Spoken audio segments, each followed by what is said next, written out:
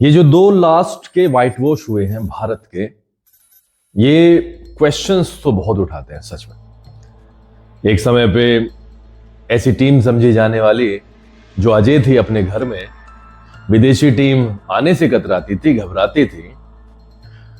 अचानक ऐसा क्या हुआ कि न्यूजीलैंड भी सुपड़ा साफ कर देता है, क्लीन स्वीप कर देता है, साउथ अफ्रीका व्हाइट वॉश कर देता है। अब ये तरह तरह के क्वेश्चंस चल रहे हैं और स्पेशलिस्ट जो हैं, जो घर के बड़े होते हैं, उनका सलाह देने का काम होता है और देनी भी चाहिए। It's a democratic country and हर तरफ से सलाह आनी चाहिए।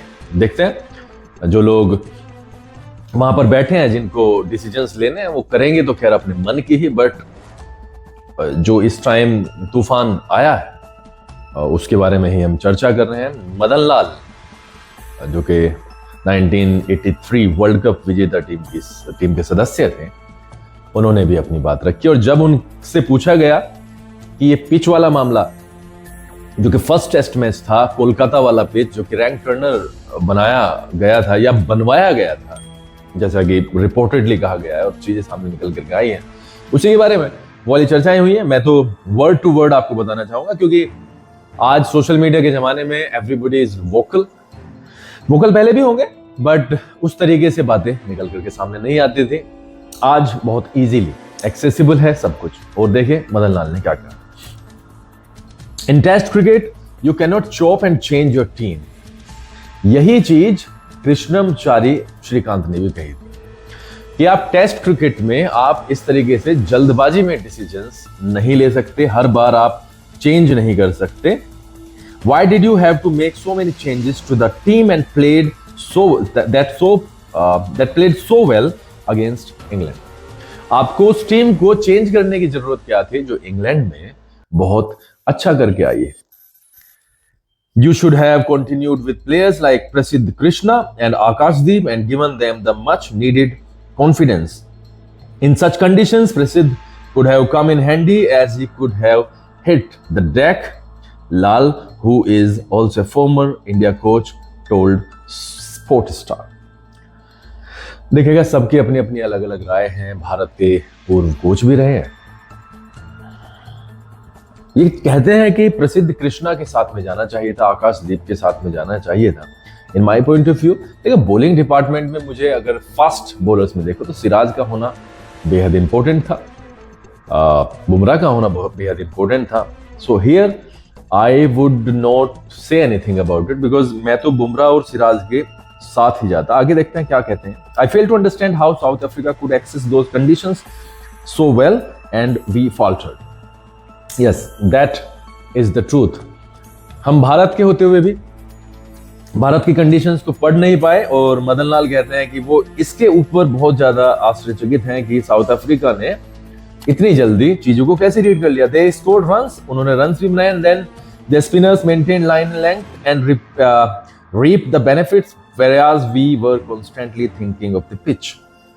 क्या कहते हैं, स्पिनर्स ने भी विकेट लिए, लाइन लेंथ का ध्यान रखा, आपके फास्टर्स ने भी विकेट लिए, साउथ अफ्रीका के लाइन और लेंथ का पूरी तरीके से ध्यान रखा, लेकिन हम सिर्फ कॉन्स्टेंटली पिच के बारे में ही बात करते रहे। When your team is so good, why do you need to prepare such bad wickets? और ये सीधा सा क्वेश्चन उठा है। जब आपकी टीम बहुत अच्छी है, टीम के अंदर बहुत बढ़िया बढ़िया खिलाड़ी हैं, तो आपको खराब विकेट बनाने की जरूरत क्या है? By that you are allowing the opponent to come back, और बैड विकेट्स बना करके, खराब विकेट बना करके आप ओपोनेंट को एक चांस दे रहे हो कि वो मैच में वापस आ जाए, because the toss is not in your hand, क्योंकि टॉस आपके हाथ में नहीं है। And on those bad surfaces they would make the most of the early advantage. और यहाँ पर अगर टॉस कोई दूसरा जीत जाता है तो उसके पास में अच्छा खासा मौका होता है कि वो क्या चुने। बैड विकेट्स बनाने का यही सबसे बड़ा नुकसान होता है। At Eden Gardens, Kolkata, the team management's demand for a rank turner backfired as the batters lacked application and patience against South Africa's spinners. It was a similar history in Guwahati as well, where Marco Jansen proved a threat to India's top 10 batters. आपको सबको पता है, India ने rank Turner मांगा था, spinners नहीं खेल पाए वहां पर कोलकाता में। उसके बाद में गुवाहाटी में मार्को येंसन ने अकेले दम पर वो सारी चीजें कर दी और व्हाइट वॉश हो गया। लाल ने, जो मदन लाल है, उन्होंने टेम्परामेंट को भी ब्लेम किया. I got the impression that these players are not serious about test cricket any more. This is harsh actually. वो कहते हैं कि जो प्लेयर्स खेल रहे हैं वो टेस्ट क्रिकेट के बारे में अब ज्यादा सीरियस नहीं है. I would call it the IPL effect. मैं इसे आईपीएल का प्रभाव मानता हूं, where the mentality is to hit every delivery for a 6 or a 4, जहां पर मेंटेलिटी होती है कि हर गेंद पर चौका या छक्का मारो. जी हाँ, ये कल मैंने बात की थी इसके बारे में. Test cricket is something that needs a lot of patience, और आईपीएल बिल्कुल इसका उलट है. जी हाँ, टेस्ट क्रिकेट में आपको पैर जमाने होंगे. That's why I just mention the number of balls south African batsman have faced and Indians. I just made the comparison, और कंपैरिजन बिल्कुल साफ था. उसमें जीत भी बिल्कुल साफ थी कि किसने ज्यादा बॉल्स खेली हैं. But that's not the case with the test cricket. Here you need to hang in there and bat for long. वहां पर आपको टिकना पड़ेगा, अपने विकेट्स को बचा के रखना पड़ेगा, बैट करना पड़ेगा लंबे समय तक. That's the only way you can score runs, और यही एक तरीका है कि आप वहां पर रन्स स्कोर कर सकते हो. मैंने एक बेसबॉल का भी एग्जांपल दिया था, क्योंकि जब आप बहुत तेजी से रन भी बना देते हो, so you are giving time actually to the opponent team. वहां पर वो सोच सकते हैं. At times I kept wondering that if you are going to pick players based on the IPL performances, then what is the need for playing the Ranji Trophy? Yes, that's true. वो बिल्कुल सही कहते हैं. देखिए, इस वाले उसमें आरोप तो लगे हैं कि आईपीएल जो खेले हैं प्लेयर्स, उन्होंने जो परफॉर्मेंस दी है उसके बेसिस पर आपने टीम को सिलेक्ट कर दिया. Sai Sudarshan is the biggest example, और उन्होंने यही कहा कि अगर आईपीएल के बेसिस पर ही आपको सिलेक्शन करने हैं, तो what is the need of Ranji trophy? That's ultimate platform to find players who can bat for long, but it seems like they are turning a blind eyes towards the premier tournament. बस वही है.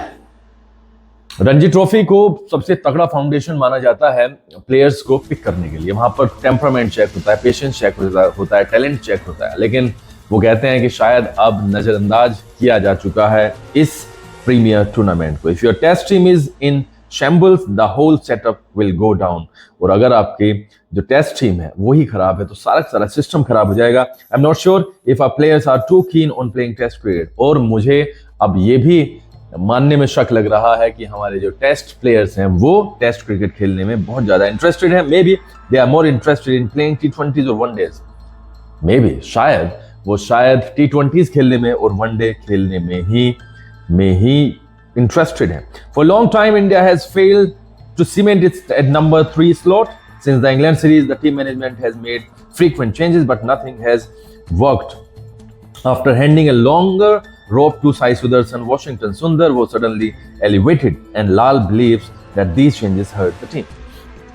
Number 3 जैसे ही सुनते हैं हम तो याद आते हैं राहुल द्रविड़, और भारत के पास में अब नंबर 3 नहीं है. बहुत सारे मौकों पर हमने देखा है साई सुदर्शन को बैक किया गया है, लेकिन उनकी तरफ से, जो मैनेजमेंट की तरफ से जो बैकिंग दिया गया. लेकिन फिर से हम एक चेंज देखते हैं जब वॉशिंगटन सुंदर को उठा करके टीम में डाला जाता है, and he was promoted to number 3. That's why Madan Lal is saying ये chopping and changing is not working, और इसको हमें रोकना ही पड़ेगा. Why do you need a batting lineup up to number 8 and number 9 at home? Keep things simple and go with 5 or 6 batters, have 1 all-rounder, 2 spinners and the remaining could be pacers. बिल्कुल simple. वो कहते हैं कि 8वें 9वें number तक आपको batting की जरूरत क्या है. बिल्कुल सिंपल रखिए, 5-6 बैट्समैन खिलाइए, 1 allrounder, 2 spinners and rest pacers.